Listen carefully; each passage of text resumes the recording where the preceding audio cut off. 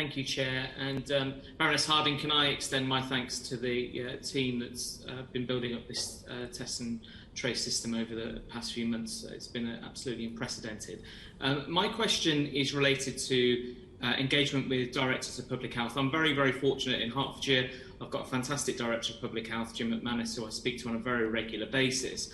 But one of the questions I've got related to that is what's the strategy and how regularly do you engage with directors of public health to get their feedback and to listen to their learnings on the ground? Very regularly. As I said, I was in Liverpool with Matt Ashton, the Director of Public Health, on Sunday, and Susan, who maybe should come in to talk more about the work that she and Carolyn Wilkins, who works for me and leads our Contain team, are doing to make sure that we really embed the wisdom and experience and advice of our Directors of Public Health in everything we're doing. Susan led a large session at the end of last week, which maybe would be useful for the committee to hear about. Briefly, Professor Hopkins. Yeah, we ran a workshop, particularly looking at what we wanted for the future jointly with local government, Directors of Public Health England teams and Test and Trace.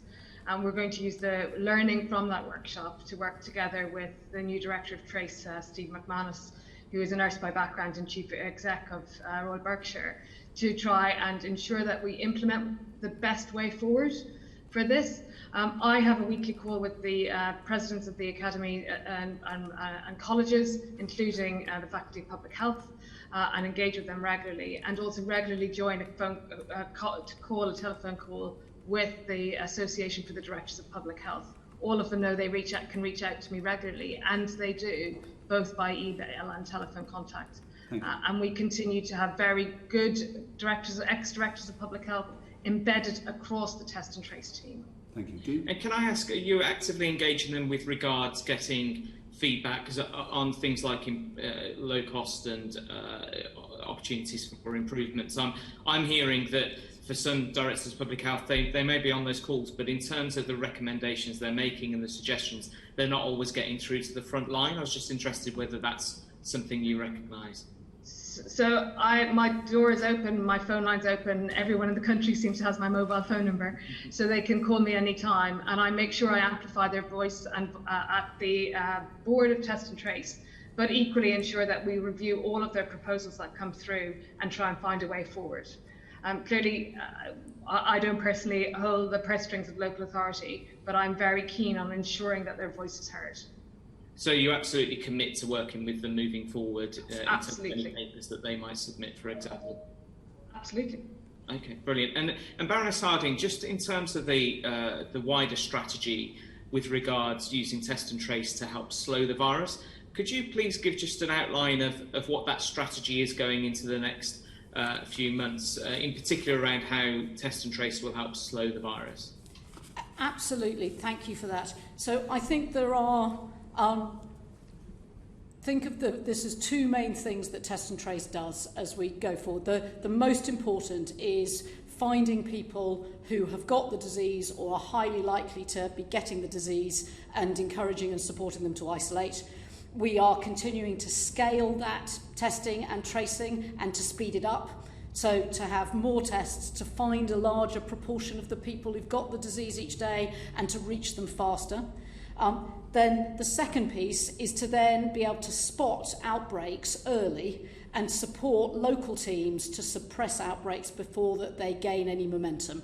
And that is through a combination of more engagement, as Susan has just referred to, working really closely with local health protection teams in Public Health England and local authorities, and also data analytics. So using the data that we now have from Test and Trace, but also from other sources like wastewater analysis, to spot outbreaks early and then support the Directors of Public Health to reach out to their communities to stop it growing. Think of us as doing those two main things, and our short-term plan has four themes: more scale, more speed, more engagement, and leveraging more insight. That's the next phase of Test and Trace off the organisation that we've built in the last 5 months, which, as I say, is already the size of ASDA and growing. Thank you very much. Thank you. And can I ask one final question, if very that's briefly, okay, Chair?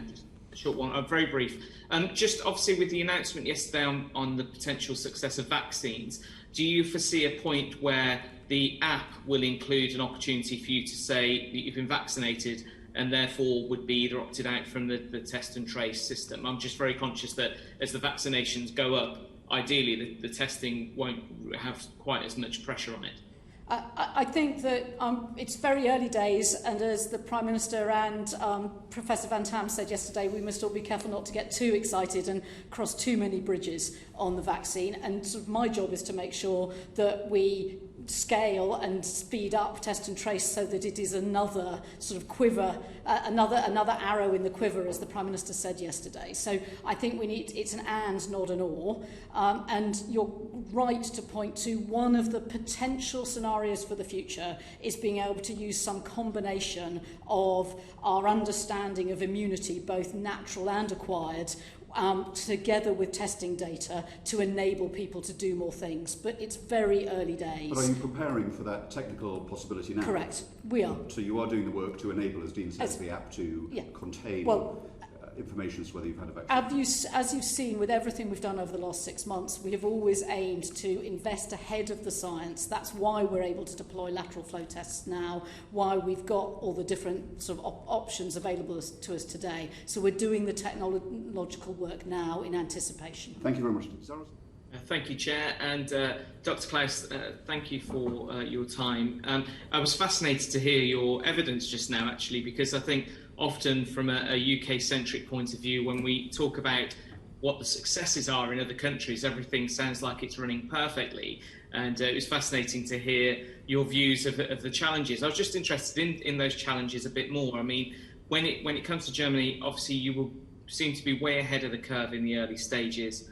I was just interested to know a little bit more why you think you were so far ahead at the start, but also where Germany is now compared to the UK in terms of testing numbers, but also from a general public perception of how the government's doing, because I think every country is having its challenges. I'd just be interested to see whether ours is similar to yours.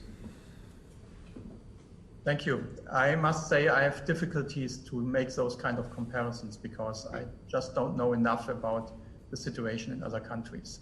But one of the reasons why it may have perceived that we were ahead of the curve for quite some time is because the surveillance system in Germany is generally, compared internationally, quite a good one. And it needs a lot of improvement, and we are not happy with it as it is. But compared to many other countries, and I don't want to name a single one, it is quite effective, quite timely.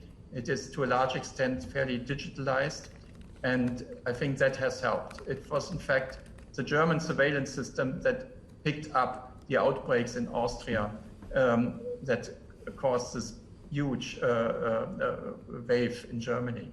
So it was, we detected the Austrian outbreak before the Austrians themselves did.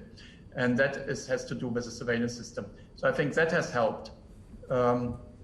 Other than that, I'm not sure what made the difference.